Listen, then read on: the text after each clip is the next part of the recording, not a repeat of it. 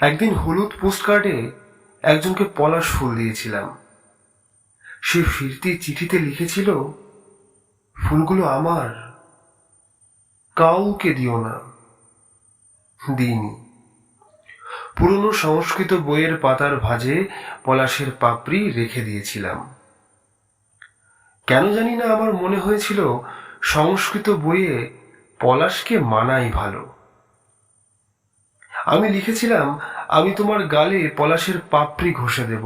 তারপর তারপর আর কিছু লিখিনি। কিন্তু সে আমার কাছে সেই ফুলগুলো জন্মের মতো চেয়েছিল। আমি কথা রেখেছি, কাউকে দিইনি ফুলগুলো। বহুকাল ধরে সেই ফুলের পাপড়ি শব্দরূপ ধাতুরূপ মুখস্থ করেছে। এসব কাঁচা কথা লেখার বয়স আর নেই। অথচ ভেবে দেখেছি, লিখলে মন্দ হয় না। আমার সম্পর্কে নতুন কিছু কারোর আর জানার নেই। আমি কেমন, ভালো না মন্দ, ধলা না কালো, ফিচেল না রাশভারী, তা আমার চেনা লোকজন জানে। অতএব লিখলে নতুন কি আর ভাববে, আর কে কি ভাবলো তাতে আর কি এসে গেল। আমার বাল্যবন্ধু সুকুমার ক্লাস 4-এ পড়ার সময় হঠাৎ কি এক জটিল অসুখে মারা যায়। আমি সুকুমারের সঙ্গে খুব গুলি খেলতাম। একদিন আমি সব গুলি হেরে গিয়েছিলাম। সুকুমার মুঠো ভর্তি গুলি আমাকে দিয়ে বলেছিল, এগুলো তুই রেখে দে, কাউকে দিবি না। আমি একটা পুরনো বার্লির কৌটোয় সেই লাল নীল গুলি ভরে রেখে দিয়েছিলাম, চৌকির নিচে এক গোপন জায়গায়। সুকুমার যেন ফিসফিসিয়ে আমাকে ডাকতো, কিরে, গুলিগুলো কাউকে দিসনি তো?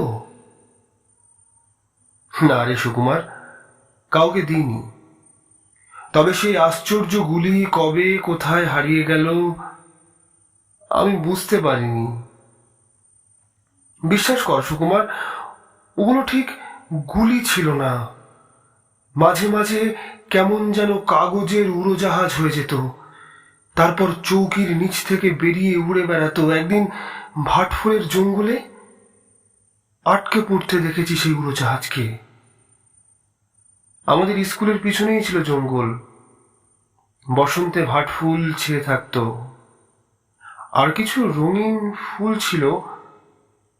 কিছুই নেই, কোনো কিছুই চিরকাল থাকে না। কাল সকালে 4-5 জন ছেলে মাঠে ফুটবল খেলছিল। মাঠের ধারে ভাটফুলের জঙ্গল, প্রচুর ফুল ফুটে আছে। আমার হঠাৎ মনে হলো, সুকুমারের কাগজের উড়োজাহাজ থাকলেও থাকতে পারে, কিন্তু কিছুই নেই। পাখি ডাকছে কত, সুকুমারের সুকুমারের গলা শুনতে পাচ্ছি। গুলি হারাসনি তো? সব হারিয়ে ফেলেছি সুকুমার। আমি কাউকে কিচ্ছু দিইনি, তবু কিছুই নেই আমার। বইয়ের ভাঁজে পলাশ, চৌকির নিচে গুলি, না আর তো কিছুই নেই। থাকার কথাও নয়। কাটোয়ার গ্রামে এক শিক্ষকের বাড়িতে গিয়েছিলাম বহু বছর আগে। তার ছেলে পুলিশের গুলিতে প্রাণ হারায়। সেই ঘটনা রাজ্য রাজনীতিকে তোলপাড় ফেলে দিয়েছিল। ভদ্রলোক কথায় কথায় বলেছিলেন, জানেন, ছেলের তো কোনো ছবি নেই, তবে একটা ছবি খুঁজে পেয়েছি সংস্কৃত বইয়ের ভাঁজে। অ্যাডমিট কার্ডের ওপর ছেলের ছবি বসানো। আমি মাঝে মাঝে চুপি চুপি বই খুলে ছবিটা দেখি। ছেলের মুখে হাত বুলোই। আমি আমি পারি না ওকে ছেড়ে থাকতে, পারি না। বইয়ের ভাঁজে কত শ্বাস প্রশ্বাস যে লুকিয়ে আছে